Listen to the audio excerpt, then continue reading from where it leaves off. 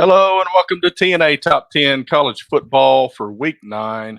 This week we've got Andrew with me. I'm T. Weave, and I introduced him in the other show, so he's not going to get the grand introduction. But Timmy C is with us again for the football show. Welcome, Timmy C. Afternoon, fellas, or evening, whatever. So the producer's telling us that maybe those that are in the audience might have seen us a minute ago when we were supposed to be backstage. I was not picking my nose. I promise. It was only a scratch. That's what Aaron Rodgers said a couple weeks ago. Okay. He got caught on television picking his nose, and then he ate it. So at least you didn't eat it. Why you make this shit up? I was referencing Seinfeld myself. But I'm not making it up. It happened. Oh man, that's rough. That is awful. I believe it was Monday Night Football too. So wow. Yeah. Nose picker. And oddly, like Allison, he sits in the dark all the time. So it's a little weird.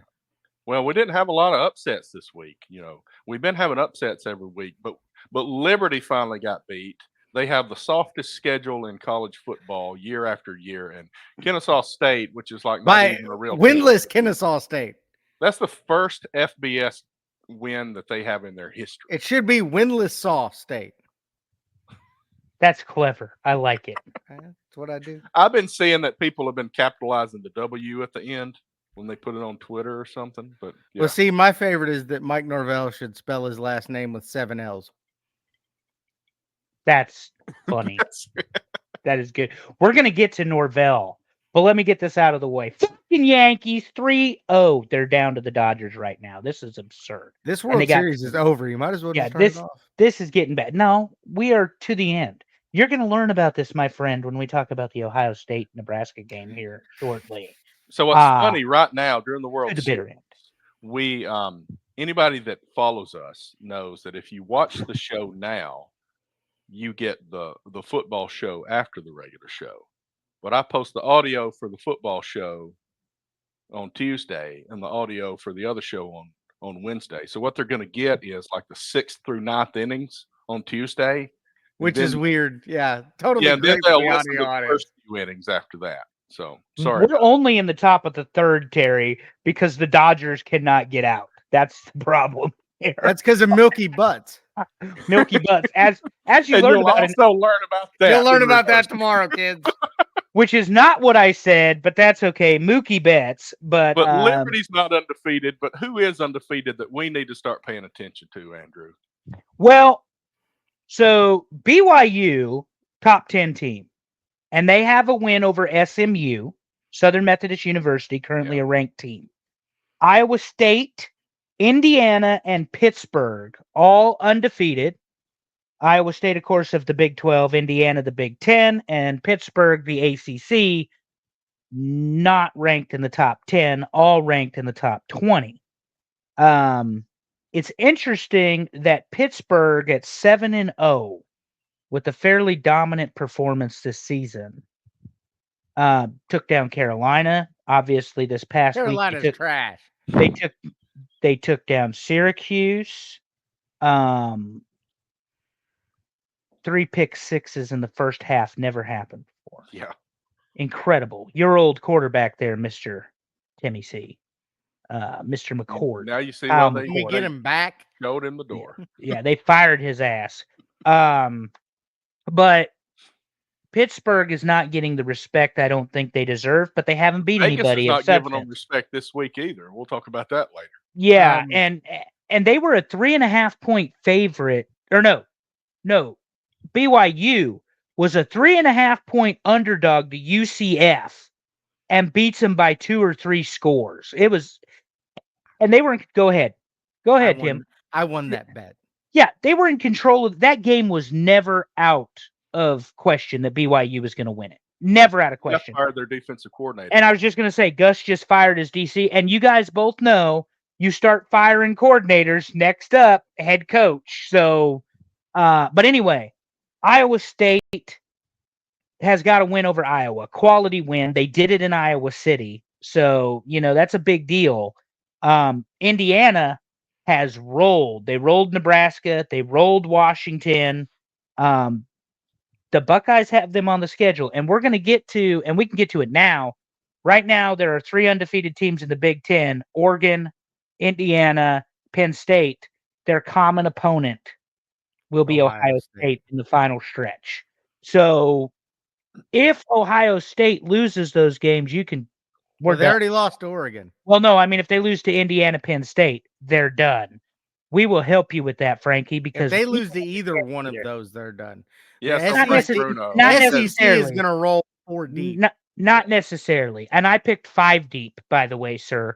So Frank's talking about needing better Missouri in there ranking system, and I will just say, I'm not going to get all butthurt about it, but name recognition matters in ranking college football teams. Yeah, because for some reason Vanderbilt 5-3, who took Texas to the limit, who beat Alabama, but because they have that awful loss against help me out, Terry, who'd they lose to?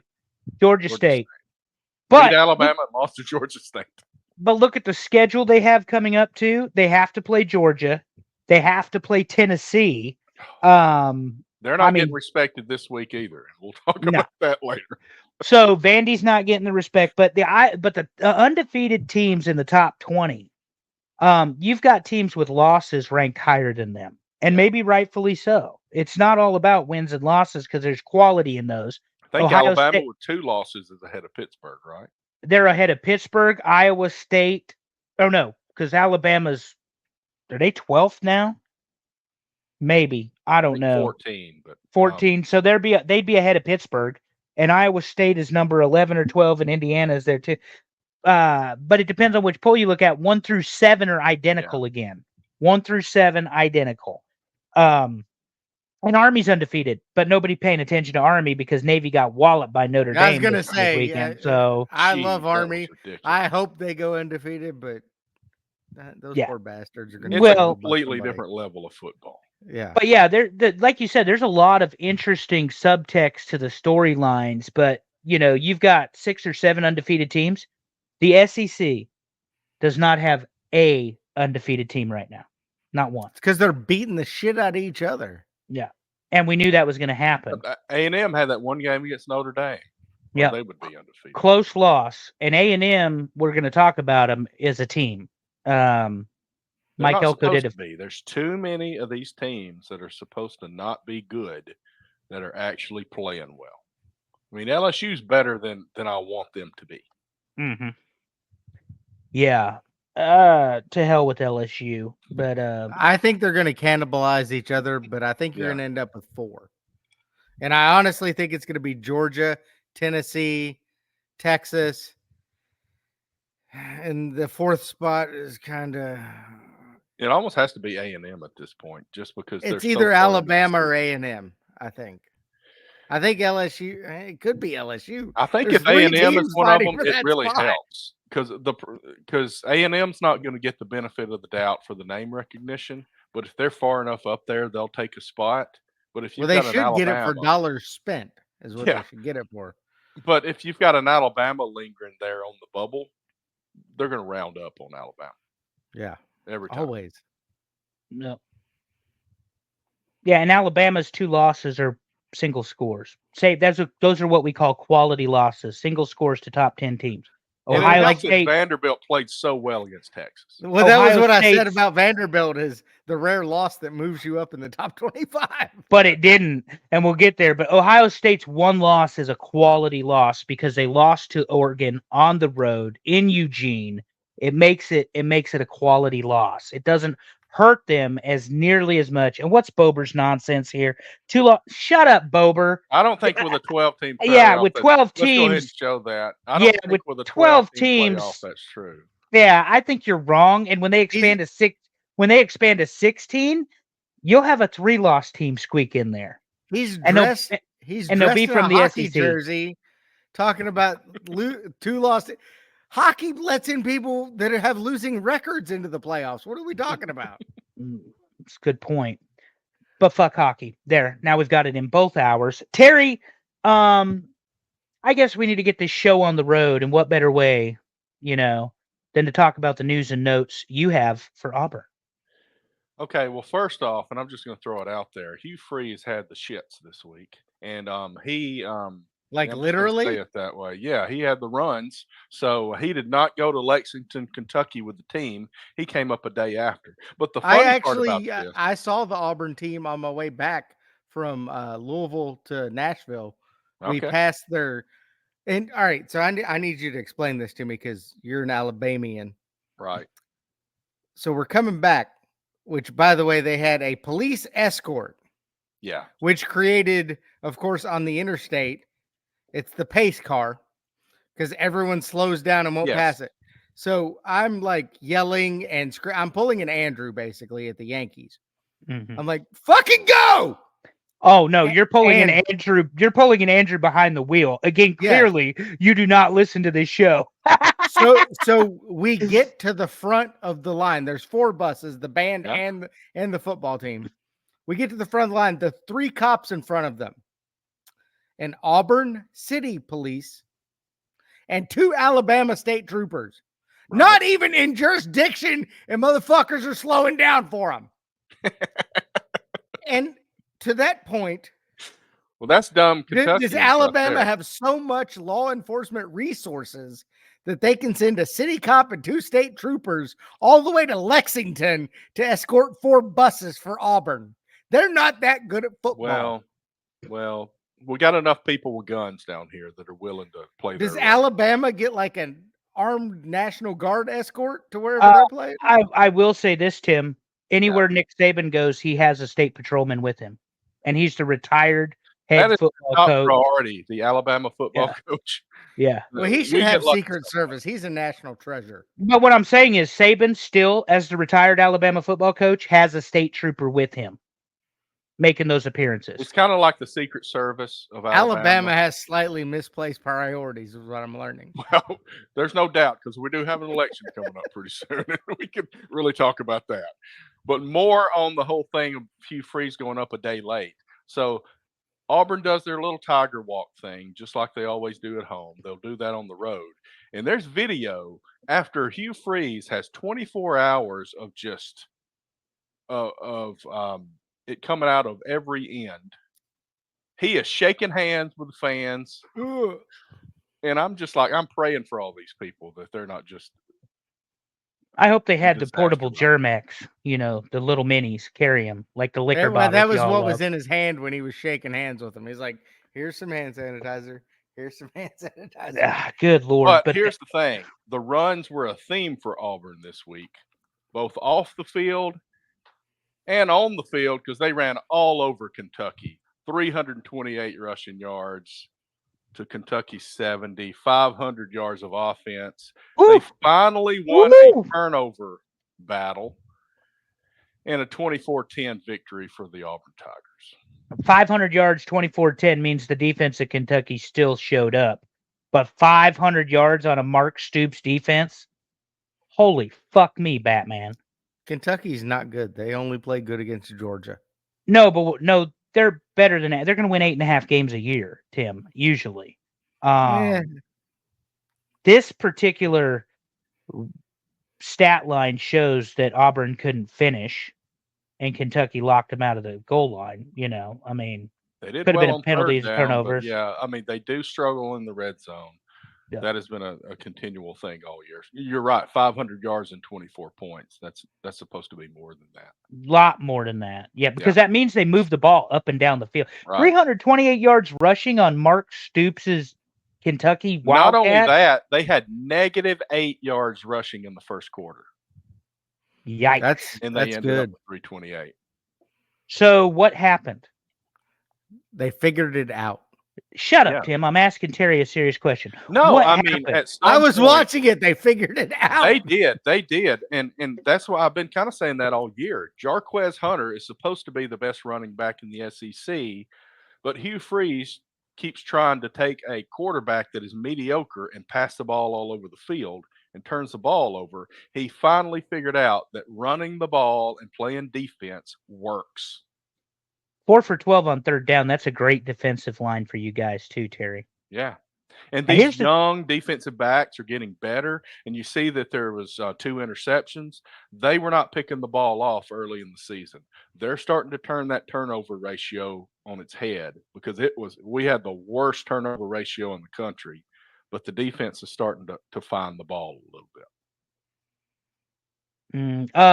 Frank Bruno, Shedeur Sanders. I would say according to every asshole on ESPN, it's Shedeur Sanders.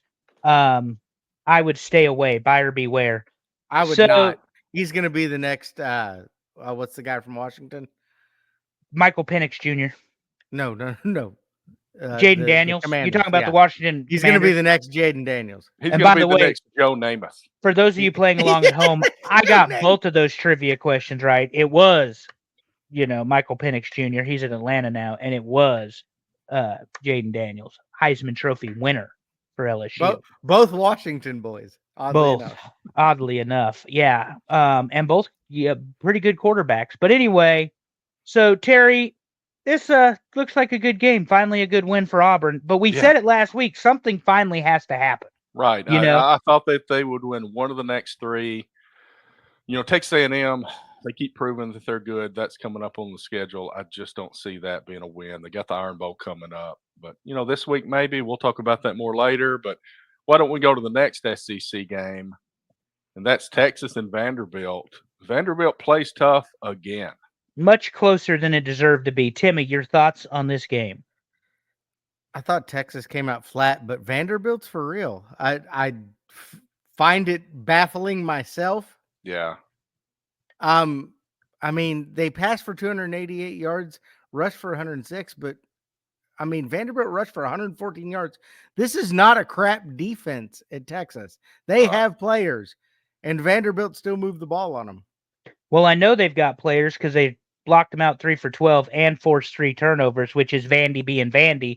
Like when they were driving and they threw the interception in the 4th quarter, and then Vanderbilt comes back and scores anyway. So good for them, but look at the sloppiness on the Texas side following the loss. Penalties, 10 for 107, 2 turnovers, both picks thrown by Ewers. You can't do that against good SEC teams. No offense to Vanderbilt, they're not in the top tier. But Vanderbilt had been good on 3rd down coming into this, but Texas did pretty well on defense on 3rd down here. I'm going to repeat this for several conferences this week. Vanderbilt is the team of the SEC that you do not want to play. Absolutely. Yeah, they are definitely a spoiler. Don't go into that game in Tennessee with half a fucking stadium and think that you're going to win and run over them like the Vanderbilt of old, because this is a completely different unit altogether.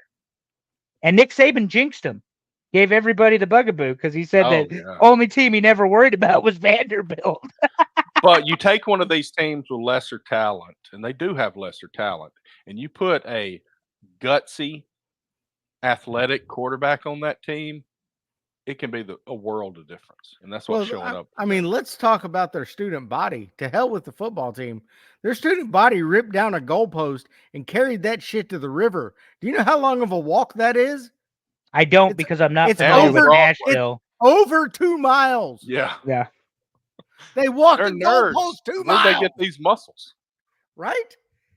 Yeah, I just didn't know where it was based on that. But like I say, we always joke that Vanderbilt's for the GPAs. Vanderbilt, has half a stadium, whatever. This is a team that's for real, and you got a third of the season left. And on that schedule coming up, they have Georgia and they have Tennessee. So, they can make some waves before it's all said and done. And they beat Alabama. To probably the best game in the SEC this weekend. LSU at Texas A&M. And LSU kind of got the lead early, led at halftime, but it was all Texas A&M in the second half. Yeah, the best thing, you and I speculated that Elko was a very good coach because of what he did at Duke. We talked about that in the preseason, but we didn't think that he would have the team this year because there was a mass exodus when Jimbo got fired and when Elko came in and Duke, the whole player swap, blah, blah, blah for 30 days. Mike Elko, is a very good football coach. If Texas A&M cleans up the penalties and does a couple of other things just a little bit better, they're going to be the SEC champion. And this team right here in Texas A&M, the adjustment at halftime, they pull the quarterback, they put in the backup quarterback, and all of a sudden it's a run game. And rather than substitute with the Mike linebacker spy, LSU just lets this quarterback run all over him like he's another running back. And that's why Brian Kelly is a substandard coach. He sucks. Well, So no, he he's a can make the substandard adjustment. coach because you can see 24 yards rushing. How are you expecting to win a game with 24 yards rushing? Because you threw the ball 405. Nussmeier's a hell of a quarterback, but here's Yes, the problem. still lost by 15. And he threw 3 interceptions to a very good, stingy defense in Texas A&M. And they ran for 24 yards with a fumble. That's true. No, they didn't have a fumble. Oh, A&M had the fumble. Sorry. A&M had the fumble. Yeah. You're 3 assuming interceptions. my stats are correct, but whatever. Yeah, but we don't know that for sure. But we can admit 2/3 of the way. I told you in our text message, Timmy, we're wrong all the time. We thought both A&M and LSU could be teams that fall off the table. LSU, to me, still has that opportunity. I think A&M has risen to the challenge, and I think any team coached by Brian Kelly has the ability to fall off the table. Well, my deal is what I'm saying is when Thank you. Elko went to A&M, guys started leaving, mass fucking exodus. They were gone. and he's Because they still were- doing this. Because they were all offensive players. That's the thing. They thought they were going to play for Jimbo, and Jimbo had promised them the world and whatever, and they all left. Every single one of them. And look what you have. A&M is 7-1, a close loss. They should have won that game too against Notre Dame. So, A&M's a real deal. Terry, who's up next? I don't want to drag us. Next, we go over to one that is not part of Dave's faves. Miami just puts it on Florida State. You know the worst part about this game is that Florida State made Miami's defense look good, and Miami's defense is suspect. They are going to score a lot with Cam Ward. There's no offensive line. There's no defensive line. There's no running game. There's bad defense. There's not great tackling. You're third and 13 on third down, and you have the ball for less than 30 minutes against the number 1 offense in 5 categories in the NCAA. They have number 1. They have what's actually going to be the number 1 draft pick in the draft next year. There's no way Cam Ward is not going to be. Which I think he's going to be a bust, but he's going to be drafted number 1. Yeah. But bottom line is, Miami remembered all the beatdowns from Florida State, and they put it on them. And this game was never close, never, and not worth watching. And Florida State needs to hit the Control-Alt-Delete button and figure it out. Because to your point, Terry, and I think you've said it as well, Tim. They're not even playing anymore. They're not even. I mean, they get off the bus, but they're not even playing football now. At this point, it's let's get through the season and call it a day. So they can hit the transfer portal. Yeah, they're all looking for the transfer portal. Yeah, and it'll happen. But this is Norvell's second or third. Dave will tell me which one I'm wrong. Second or third losing season though, and Florida State is the only team to ever go undefeated and lose 7 games the following season. So 13-0 to 1-7. And in this climate, that is unbelievable because it's not like you just have a bunch of seniors that leave and then you have a bunch of freshmen. Like transfer portal creates opportunities where Florida State has money. You can buy the players to just restock, and they did not. And that's what frustrates me about coaches coming in and they go, give him time. It's like, roster formation is like a video game these days. Well, but if you look at Miami, Cristobal, this is his 3rd season, and he's finally put it together. He played with a lot of Diaz's players the first year, and it was not pretty. Like, they were terrible. And he was not a good head coach. He's not a good X's and O's coach to begin with, but he is a great recruiter of talent. But he learned from his mistakes, is what I'm getting. Like when they mismanaged the game clock last year, and he should have called the timeout or whatever it was, and it was something the three of us wouldn't have fucked up. Basically, is what I'm getting at. It's that basic, and he mismanaged the time. He's learned from that. To Bober's point as well, and everybody hates hearing this when it happens because of the way the decommitment works. It's everywhere.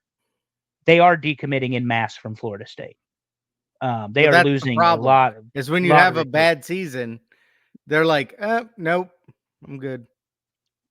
Yeah, and that's gonna be what you worry about next. So Florida State better win some games, and we're gonna get to that when we talk about ours, Timmy. Up next, Terry.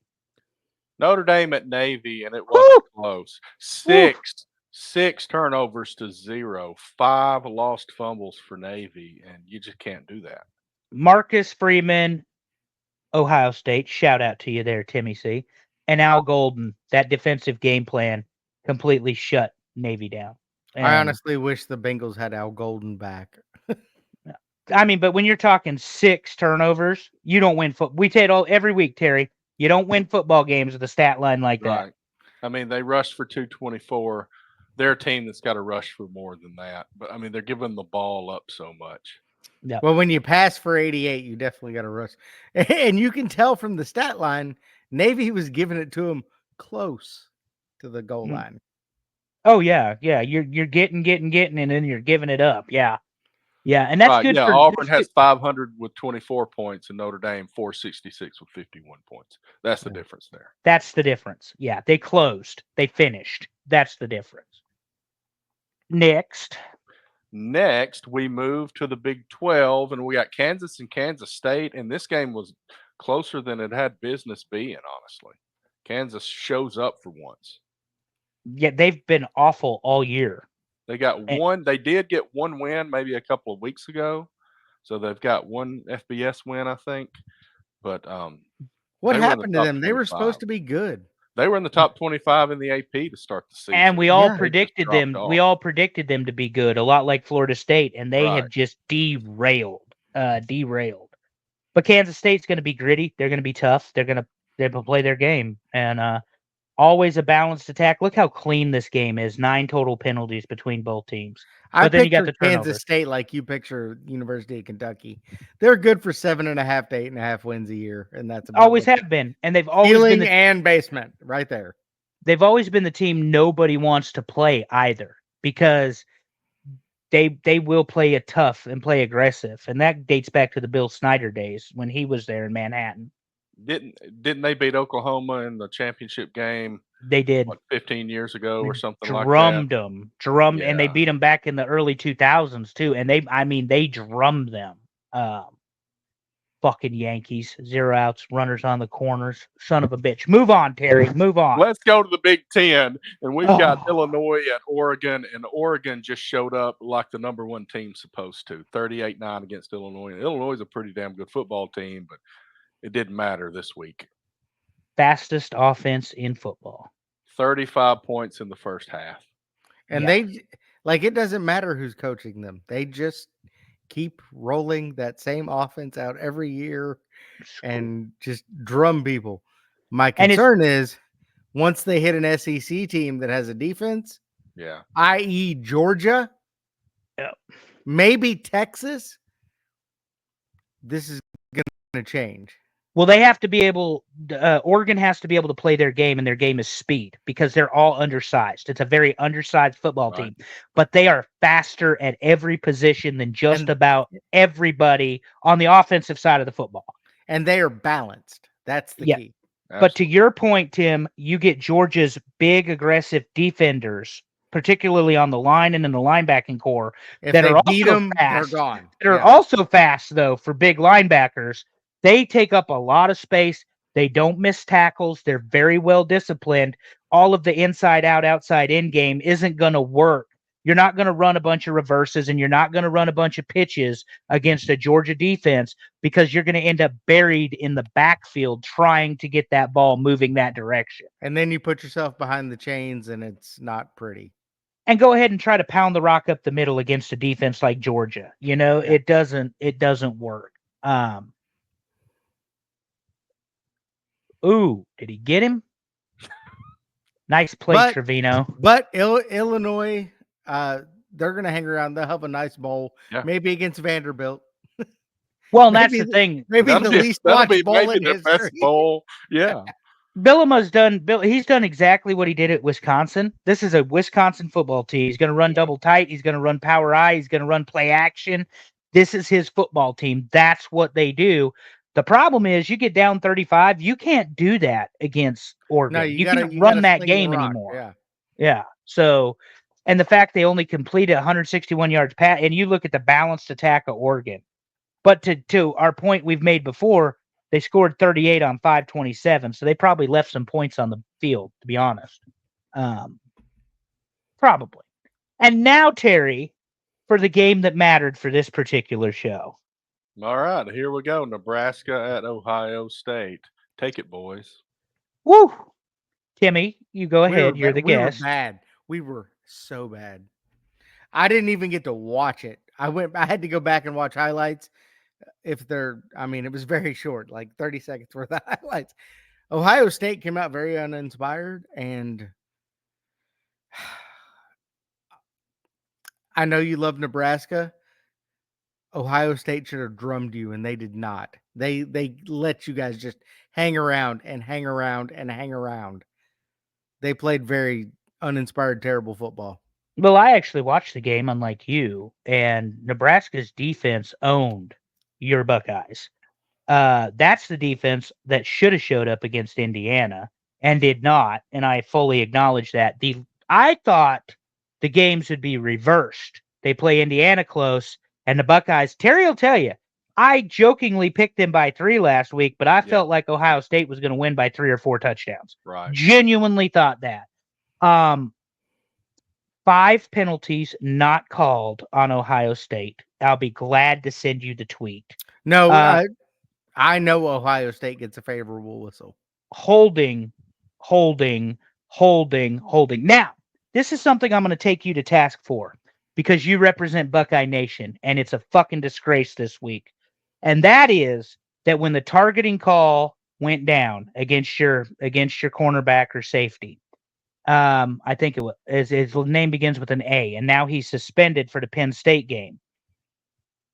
The rule reads targeting, forcible contact, head or shoulder with the helmet, the shoulder, the forearm, or the arm. Clearly forearm to the head of the Nebraska receiver. All of a sudden, the Buckeye fans start throwing trash on the field, just like we saw. They thought they were going to pull a Texas. Just like we saw what Texas did. This type of bullshit has no fucking place in college football. Nope. No reason it should have happened at all. I don't care who the team is. There is no reason for that. And this has now happened to 2 teams that more than likely are going to be in the playoffs in Texas and Ohio State. Because I truly don't believe Ohio State is going to lose enough to be out of the playoff. This game, though, Nebraska threw that interception at the end. Bad throw. Terrible play calling by our offensive coordinator who needs to be fired.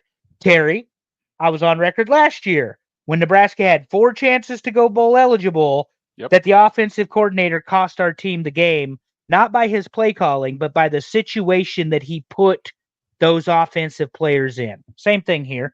Nebraska had opportunity to close the game, didn't close the game. Bright spot.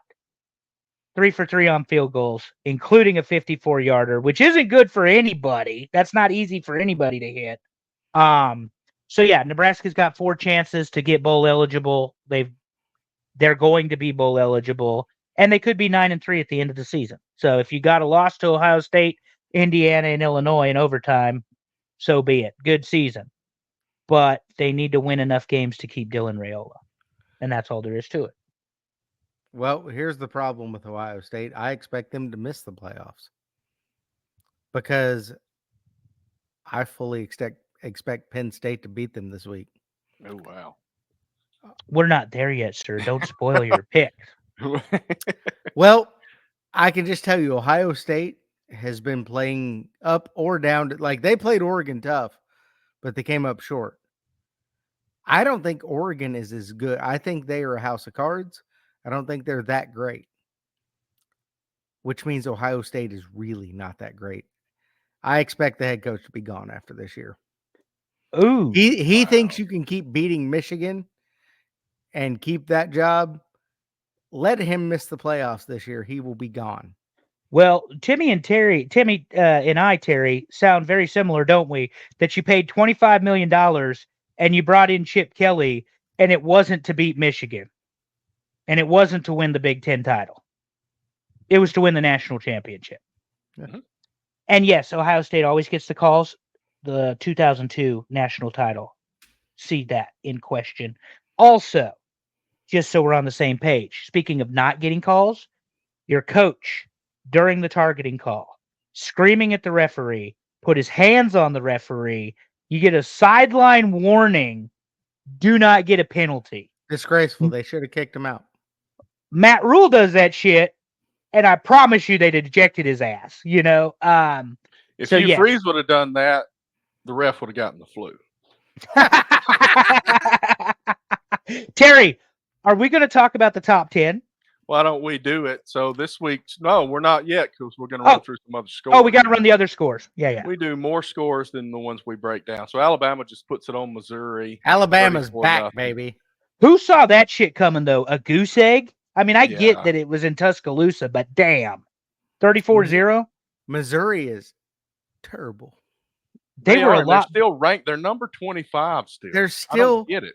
Like, they've played a lot of close games this year. They shouldn't have played.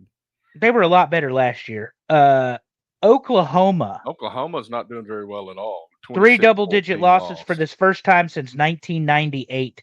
They made a coaching change, and some guy named Bob Stoops helped them stop all that. Syracuse, Pittsburgh. There you are, Bober. Bober, listen. Penn State's not allowed to win this. Oh, stop it, Bober. We're rooting for Penn State. Fuck Ohio State. Sorry, Tim. I forgot you're here. Pittsburgh, Syracuse. This game was never close. 3 pick sixes in the first half. And Bober will correct me because he would know. I think that's unprecedented, guys. I don't think that's ever happened. College football. I don't know. Not at the FBS level. 3 pick sixes in one half. I've seen a lot of interceptions in a game, but I don't know about pick sixes. Yeah, 3 pick sixes. BYU and your gold coach there, Terry, Gus was favored. And Timmy, you're the gambler here. They were favored by 3.5 UCF was, and BYU never was out of control. Somebody explain. I cashed on that. Yeah, somebody because I saw that and just started salivating. I'm like, what? BYU is I'm getting points with BYU. I'm in. I think there's a couple of those this week too. That Vegas is not doing too well. The money's pushing the wrong direction. But I can't trust Gus enough to win that game, even at home. And Colorado, Cincinnati. I cashed on this one too. Took the points. Took the point. No, I took Colorado because I've seen Cincinnati play this year. They're not where they have been in past years. So the first time it happened in the game. Okay. So Penn State rolls all over Wisconsin, 28-13. They good. Second half, Wisconsin did nothing against the Penn State defense, and that's what Tim needs to be worried about because they actually made good defensive adjustments. The former head coach, Tom, whatever his name is, of Indiana, the one that lost his job, is the defensive coordinator there. They made great defensive adjustments. Wisconsin never moved the ball again. And then the fist fight between Michigan and Michigan State, that's how that one ended. You know, that was the battle of who could care less. Yeah. And then what is that one, Terry? Liberty and Kennesaw. Yeah. We already talked about them.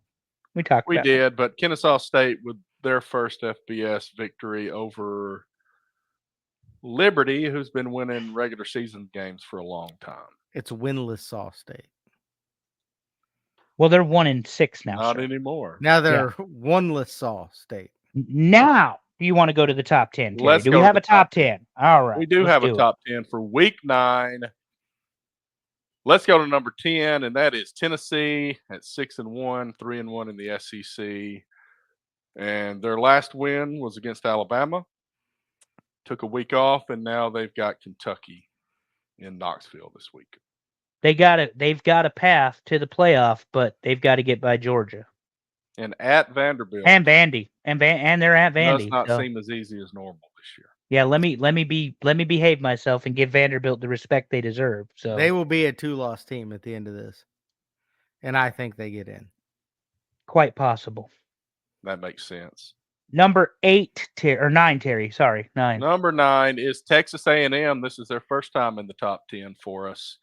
And they've been rolling since that loss to Notre Dame to start the season. They go to South Carolina this week. Yeah, you've got the Arkansas number backwards, but good. Otherwise, the graphic is fine, Terry. Hey, I put 27-21. win, so it whatever. But yeah, this is one, Tim, that really exposed Missouri. If you remember when A&M played 41-10 right there. Yep. I mean, look, we'll get into the preview with South Carolina, but A&M's a good ball club, good football team. I think they finish with 2. It's going to depend on the SEC championship game. I think they finish with 2 losses. I don't think they're getting by Texas. Right. But who are they playing in the SEC championship game? That's going to be the 2 possibly. I think 2, and they get in 3, and they're out. Well, and that's the interesting thing about the Big Ten is the 3 undefeated teams do not play each other. Their common opponents are going to be like Washington and Ohio State, that sort of thing. So if all 3 finish undefeated, let's say Tim's Buckeyes take a shit, all 3 finish undefeated, who do you give the Big Ten championship game to? Well, they're going to give it to Oregon and Penn State. They're going to leave Indiana out in the cold. That's how that's going to work. This is very interesting in the SEC. Well, there has to be some sort of tiebreaker set up. Right. It's gonna be strength of schedule. It's gonna be win averages. It's gonna be all of that stuff they used in the BCS. So essentially, you're gonna have a hybrid where you have the rankings plus the BCS old system for tiebreakers, because there's no other way around it. Anyway, that was long word to say A&M's a good football team. Number 6, Harry. Number 8. What I Indiana. 6. Oh, Indiana. And they are still undefeated, like you said, and they're going to Michigan State this week. There's no reason to believe that they'll lose this game. So, I mean, they got a date toward the end of November at Ohio State that's really the one that steps out here. The important thing here, just look at that. They have the bye week before Ohio State. Yep. That's important. Yep. Yeah, and it's important that they don't come off of it flat, because you guys had the bye week before Nebraska, and Nebraska had the bye week before Indiana, and look how that all worked out, not great. So anyway, Indiana in our poll, much, much higher than in the AP and the coaches poll, where I believe they're sitting at 13 in both. So Right. 5 spots higher. Number 7, Terry, since I can read the number this time. Number 7 is Clemson, and they're one of those teams, just like Texas A&M. They had a first week loss. This time it was to Georgia, but they've been steamrolling everybody since then. Yeah, nothing has been close though since Right. that loss to Georgia. They got Louisville this week, so that might be That'll a test, be close. but I don't know. That'll be close. Yeah, we can talk about it in the preview. I don't think Louisville has it to keep up with them, but And they've got an at Pittsburgh ahead of them too. Yeah. Yes, What they you need do. the at Pittsburgh and the South Carolina game. Yeah, because that's always a tough game. Absolutely. Number 6, Miami at 8-0. They got Duke this week, and they have an ACC schedule. They got a dog walk to the championship. And that's it. They're going to have to stylistically to get the 3 seed. That's what they're really fighting for, is the 3 seed. Yeah. They got to put some impressive wins up. Damn it. The fucking Yankees. But yeah, 3, they tried to steal home and they got caught. Anyway, 2 times anyway, they should have lost. That game against Virginia Tech, the game against Cal, they had referee help, bad calls. I just don't think this schedule is strong enough to justify getting into the 3rd spot without, like Tim said, you better win every game and win it significantly. Because otherwise, you got the Big 12 sitting there where you have BYU as well as Iowa State. Potentially one of them could be undefeated. They get the 3 spot versus the ACC getting the 4 spot. So, because let's face it, Big 10 and the SEC, they're locking up 1 and 2. It's just who's going to get the 1 seed and the 2 seed in those out of those 2 conferences. I think the advantage for Miami is that all these conferences have to have championship games, and it's going to tack a loss onto someone that's going to knock them out of the playoffs. And Miami is, even if they lose it, it's going to be a 1-loss Miami. So I think they'll still stay in the playoffs. They could, yes, sir. Very much so. Yeah, there's not a game ahead of them that should be a loss, but Georgia Tech's that team sometimes. So we'll see. And Duke is Florida State. And Duke is very well coached, but they don't have the offensive firepower to answer Miami. So they're like an Army or Navy. Yeah. Number 5. Number 5 is Texas. Ooh, okay. Apparently people didn't like that Vanderbilt play. So we've got a bye week this week after the close win at Vanderbilt and the loss 2 weeks ago at against Georgia. And they've got, they go to Arkansas in a couple of weeks. Look, and they finish the season at Texas A&M. That's the big game there, obviously. But really should not lose any of these games with that at A&M, obviously, toward the end of the season there. That's I bet you that one's a dogfight between the two of them. Yeah. It'll be good. That'll be a fun game to watch on the 30th. Still bet Texas takes it away, though. Right. I wouldn't bet against them. I'm saying I bet you that's a dogfight to the end, though. Yeah. Florida has proven me wrong in that I thought Billy Napier would be fired by now, but they've won some games. I don't know what the spread is on that game, but I'm going to bet it's bigger than it ought to be, and I'm probably going to take Florida and the points. Pretty safe then. Number 4. Number 4 is Ohio State, and this is a change. They were number 3 last week after the close win against Nebraska, and they play at Penn State this week. They're going to lose. Here's the fucking problem with this game this weekend, but it's partly, I think, because of the World Series schedule. This game is at 12 o'clock in Happy Valley. Why is it not a night game? When it should be a whiteout game due to the rivalry. This is a 12 o'clock Fox kickoff game as opposed to the 8 o'clock primetime game. It doesn't matter. Ohio State's going to get beat here. We're going to preview it, and we'll talk about why. And we'll ask you, what do you think about this one, Timmy? You haven't said it 15 times. I've got a lot. I think about this one. Well, why don't we go to number 3, because that is Penn State, 7-0, and they've got Ohio State this week.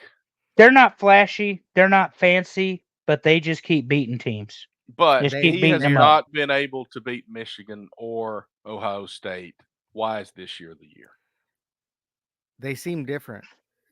In past years, they would have tripped up over Illinois or Wisconsin or USC.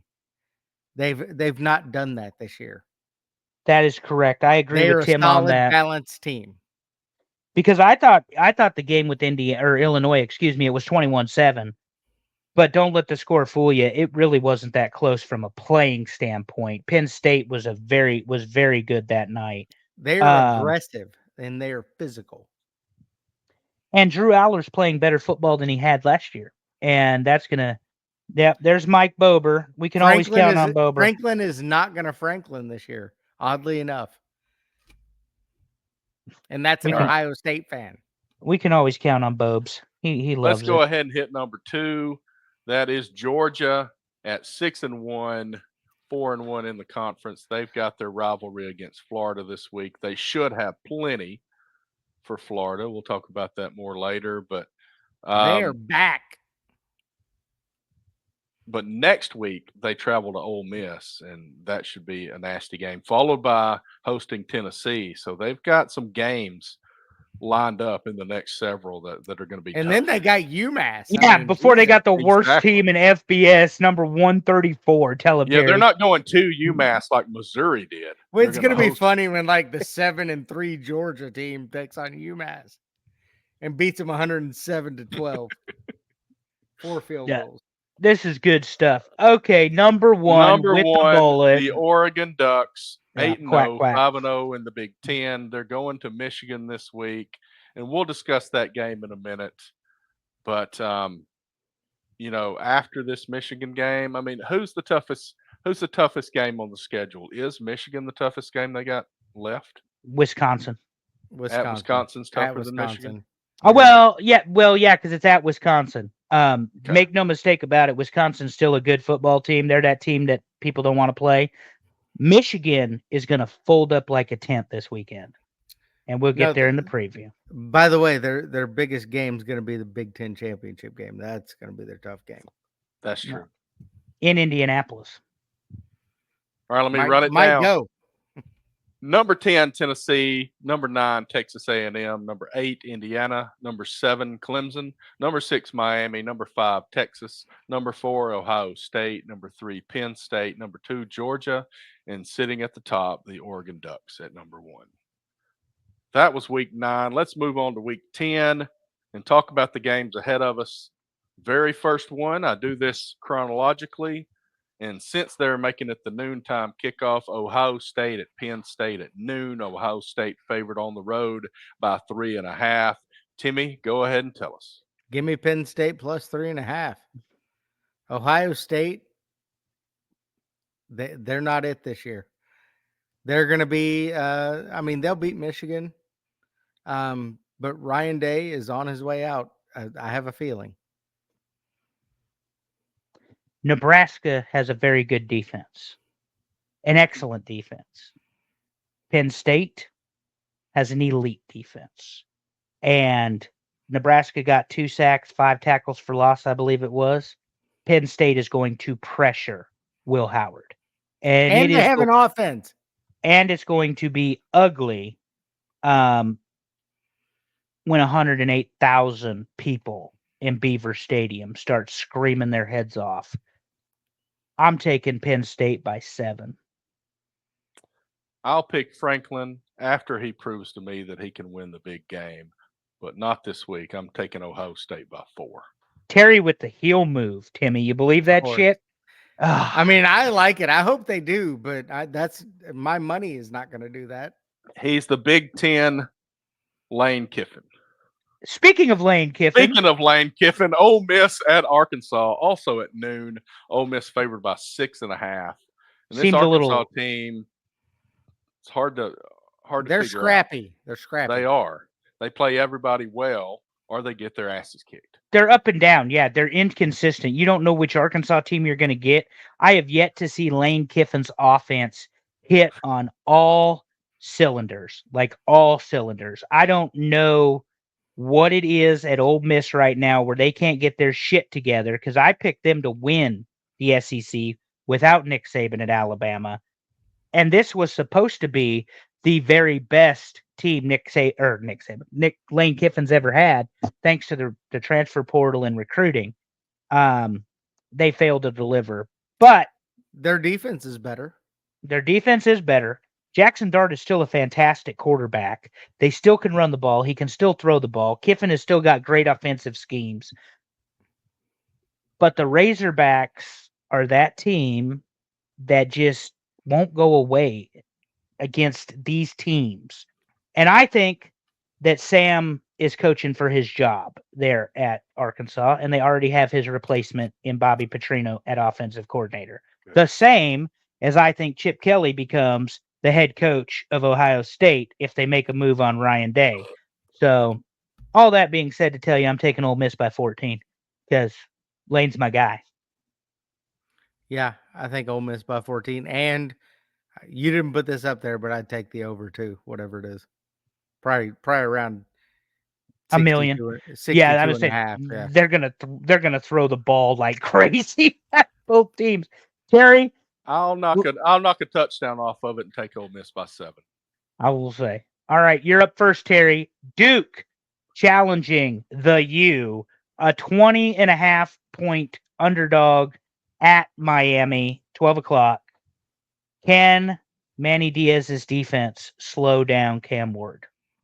Here's what's going to happen. It's going to be a slow start for the Hurricanes. but they're going to storm back. I've compared them. Not as good of a football team, but their style of play is very similar to the 04 USC team. Cam Ward's going to storm back, and they're going to cover this in the second half, and they're going to win by 24. Miami by 24. Tim? I don't like the spread. Duke is scrappy. I'm gonna say Miami by 17. Yeah, I'm taking Miami by 2 touchdowns because I think that Duke's defense will get some stops, but they don't have the offense that can keep up with Miami. And Miami, like I said earlier, statistically and when you watch them play, you see why. 5 different categories they lead offensively right now. And as Tim said, Cam Ward will be the number 1 pick in the draft this next year. I think he's available, obviously. Anyway. All right, Terry, I messed this up, but you get to go first again because it's Auburn. Oh, that's fine. Fucking Vandy coming to town. And Auburn is favored somehow by 6.5 against Vandy after Vandy plays a close game with Texas. I don't get how Vanderbilt dropped in the rankings, and I don't get how Auburn's. I know the money is pushing this, but my wallet smiles at this. Yeah, to me, I'm picking Auburn because that's what I do, but I'm picking them by 3. I don't see a touchdown or 10 points here. I see 3 points. Money man. Vanderbilt money line. That's the way to bet this one. So you're taking Vandy and you'll take the points. No, I'm taking the money line. Vanderbilt wins outright. Oh, they went outright. Okay, I misunderstood. Okay, explain that because I misunderstood. So you'll get a plus number instead of like a minus 110. Right. You'll probably get like a plus 140. So if I bet $10, I get $14 back instead. I got you. Like 8.5. So you're not even betting the spread. You're just betting a different end of a money line altogether. Vanderbilt will win outright. Yeah, I'm taking Auburn by a field goal because it's Jordan Hare, and maybe Gus found the way Auburn can, or Gus. God, what the fuck's wrong with me? He found that COVID is what he found. That's how he won games too, though, is with the run game. So if he can run the ball against Vanderbilt, they might have a chance. All right, let's move to the. Sounds terrible to say about fucking Vandy, though, Terry. They might have a chance to beat Vandy at home at Jordan Hare. Well, I mean, it's a year that they beat Alabama and they played Texas to the end, so we'll take it. All right, let's go to the Big Ten, and we've got Oregon at Michigan Saturday at 3:30. Oregon favored by 14.5. I'll go first again. I think Michigan's dropped off the table here. I've got Oregon by 17. Yeah, Oregon is going to start fast. They're going to hold. They're going to play good defense. Michigan's got good defenders, but they don't know exactly what to do with this type of speed. There is no faster team in the Big 12 or Big 10, Big 18, whatever it is, Big 19, than Oregon. And they're going to drum Michigan in the Big House. I'm taking Oregon by 28. It is going to be a country ass whooping because Michigan sucks. Get out of my head. Get exposed. They're about to get exposed. I was getting ready to say Oregon by 28. That's all I'm saying. They're going to get exposed though, because this is not the Michigan team led by John Harbaugh, led by the quarterback who was the game manager, but JJ McCarthy, really good quarterback. Blake Corum isn't there. This is not that same football team, and they can't steal everybody's signs anymore. So. In Jacksonville, the Gators are going to play Georgia. Georgia by 3 scores. That defense is too good. The running game's too good. And as Georgia has proven, their quarterback can mismanage the football, and his defense is going to bail him out time and time again. Florida doesn't have the athletes or the studs to keep up with Georgia. 21 for me. I'm going Georgia all the way. Florida's played better, but they're not. They're not within 17 of Georgia. Nope. I'm going to say Georgia by 17. So now explain this to me since you're the professional gambler. Is this one you take the money line or would you take Florida And the points, or what? How do you do this? No, one? no. I'm taking Georgia because I think they're going to beat them by 17. So you think they'll cover the spread? Yeah. I was expecting a bigger spread than that, but I get it. Florida's played better, but they're no match for Georgia. It's not going to be that close. And it's a quote neutral site because this is Jacksonville, isn't it, Terry? Yeah. It is. That's where they play this game. Yeah. It So is. World's largest cocktail party, right? that's what it is. Yeah. These games were fun to watch back in the Tebow days, but they're not as fun to watch right now since Florida's down. Anyway, Terry, what are your thoughts? I'm going to play it a little different here. I think for some reason, and I don't know why I feel this, there's going to be a couple of big interceptions by Florida. That's going to hold it back. Georgia's still going to win. I think it's going to be more like 2 touchdowns. All righty then. UCLA at Nebraska. Nebraska favored by 16.5. Take it, Andrew. The line has moved 7 points in 24 hours. So it's 24.5? No, it was 9. And now it's What? 16.5. It was 9, and now it's 16.5. Unless Terry's got the wrong number on here. What happened? Hold on, let me look it up. I was gonna say it is 9.5. Okay. Damn, I double checked all this and everything. Okay, so it's 9.5. All right, so nothing's happened. Nebraska's going for their 6th win. They just came off the game against Ohio State. Everybody's very positive. Everybody's very excited about the way they played. Offensively, they got to get shit going. They got to get a deep threat. But UCLA has a very good run tack. They play zone defense. Dylan Raiola in zone defense against the zone has got an 80+% pass completion rating. They also have the black shirts. And as we learned earlier in the season, one of the loudest stadiums in the country these days.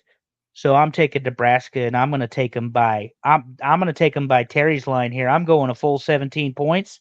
Nebraska gets bowl eligible for the first time since 2016 on their way to winning the next 4 games.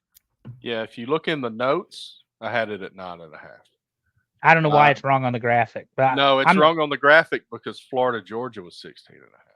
I got you. We're good. I don't care. It don't. I was Terry's gonna not say perfect. I saw it yesterday at 9. I've got a consecutive streak of screwing something up on the graphics every damn week all year. But I will take Nebraska by 24. Damn. I'm going to take the under. It's at 41. So I don't think they'll score 41 combined. Yeah, all right, let's move on. I'll take a 30-0 win. I don't give a shit. We need to go bowling. That's what this is about. I'm going to let you guys take the next one. I'll be right back. All right. We got Texas A&M. We've been talking them up all episode here. We've got A&M at South Carolina. A&M is only favored by 3.5 at South Carolina. I'm thinking this is more of a 7. I've got A&M by a touchdown. Yeah, I think A&M. I think Carolina's a good football team, but again, I'm starting to see A&M, Terry, as one of the top teams in the SEC, and I'd like to see them prove that this week. Remember, they were so lopsided against Missouri, and they beat Missouri by 30. I'm thinking A&M's defense, running back, 2 quarterbacks. I'm personally thinking, damn, they stole another base. 4-0 Yankees. Or Dodgers. They're down 4-0 now. This is getting absurd. It's the top of the 6th.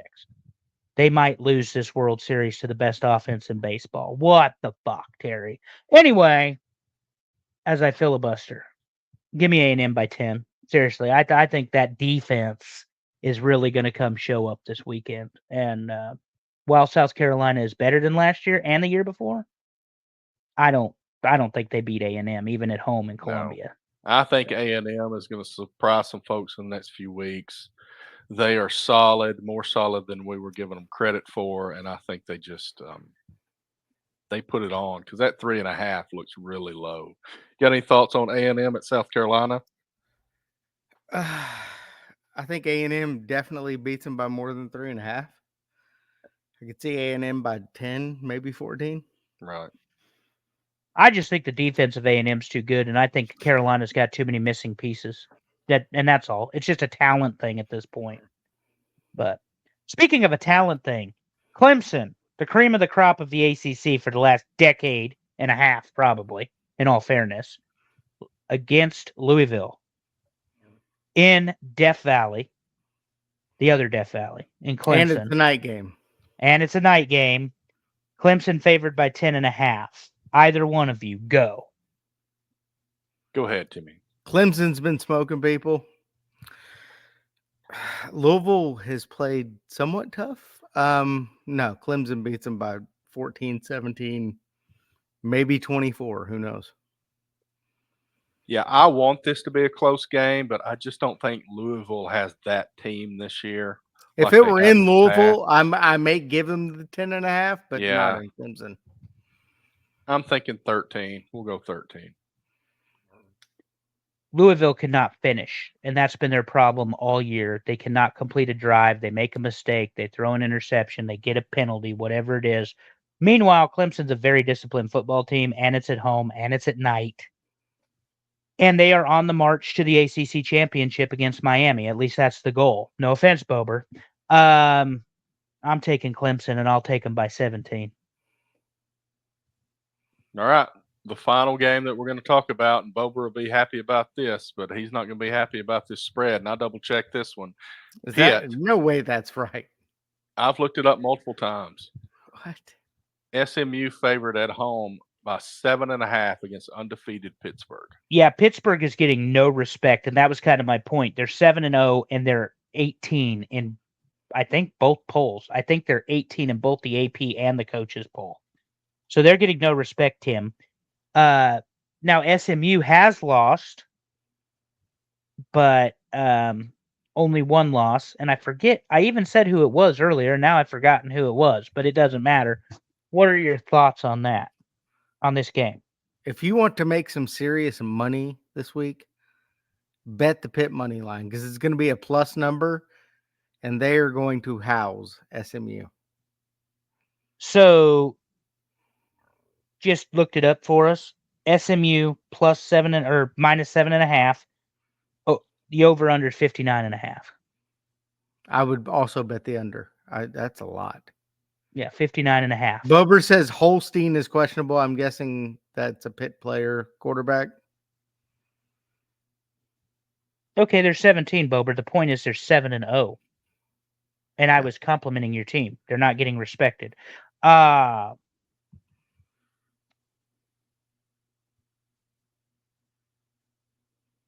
At SMU, balanced football team. So Holstein is their quarterback, and he's questionable. Which it still doesn't explain 7.5, but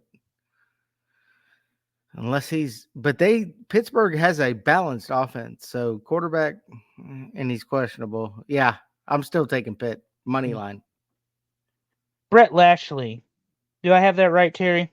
Yeah, Rhett Lashley. Brett Lashley, excuse me. He was Gus's high school quarterback, and he's followed him around since then. So they beat Duke in overtime, and they lost to Louisville by 7. Currently ranked number 20, have a very balanced offense and defense attack. I'm going to go ahead and bet the quarterback doesn't make the game, and I'll take SMU at home by the 7.5. I'll take SMU at home by 3. I think that 7.5 is large. I think SMU's a good football team. Well, but you would still cash on that if they win by, or no, you won't if they win by 3. Right. They're minus 7. I don't think they're hitting this. I don't know. I get obviously if the quarterback doesn't play, that changes things. But like we said, they're balanced. Bober's over here playing football lawyer, trying to make a case. Bober, if your quarterback, who is the commander of your offense and everything runs through him, is out of this football game, and you told me that we should be discussing him as a potential Heisman Trophy candidate, I'm going to go ahead and go with what I know about football and tell you that Pittsburgh's not near the fucking football team that they are without him. So I'm going with SMU, assuming he won't make the game, and I'll do it. I'll take him by 10. I don't give a shit. See, I'm gonna go with the fact that Pittsburgh is such a complete football team that even with a Heisman candidate missing, they're gonna at least win the game. We need to temper expectation. It's a Heisman Trophy candidate winner in Bober's mind. He is not Cam Ward. Okay, so everybody settle down. I was just gonna a say minute. I have not heard him discussed in any circles that I'm in.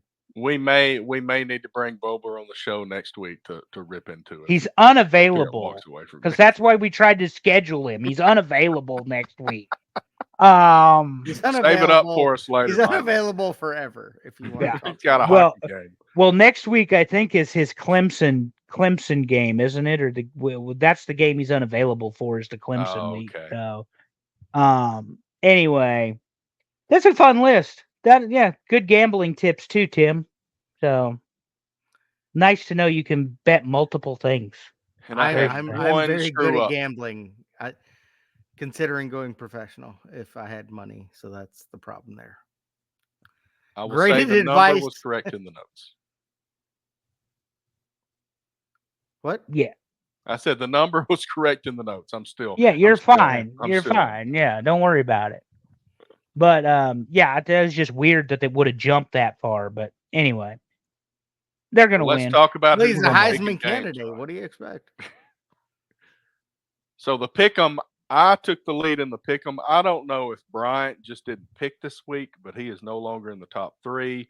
Al's dad, who would be winning this thing if he would pick his teams every week, and Rakija Brown, I don't know who this is. I don't know if they listen to the show or if they're just a random person on ESPN that picked our pick'em, but they are in 3rd place.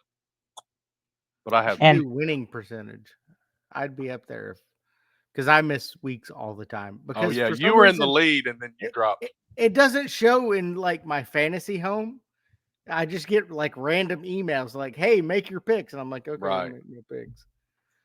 Yeah, it's like Yeah, a different selection. I am not doing well. I am not 500, and that's embarrassing. I am 42 and 47. And Bryant fell to 48 and 39. He is actually, there's a 3-way tie for 4th. So everybody's right there. And Bober's in that list too. We love you, Mike. And cannot wait. Look at him. Look at this guy. What do you not have a life? Bryant went 3 and 7. I guess he did make his picks. That's rude. Well, awesome. Maybe he shouldn't have made his picks. Yeah, clearly. Yeah, I try. Like ESPN just goes on the number of wins, strictly on the number of wins. I try to put the percentage in there as a tiebreaker at least when I show it on the show, but I don't know. We're all over the board with some of this stuff, and I don't know if this person that's in 3rd place even knows that we exist. They exist. You know, they're probably random. You know, and they're just putting their picks all over the place on ESPN. If you exist, please let us know on social media. Yeah. And if you exist, thanks for listening.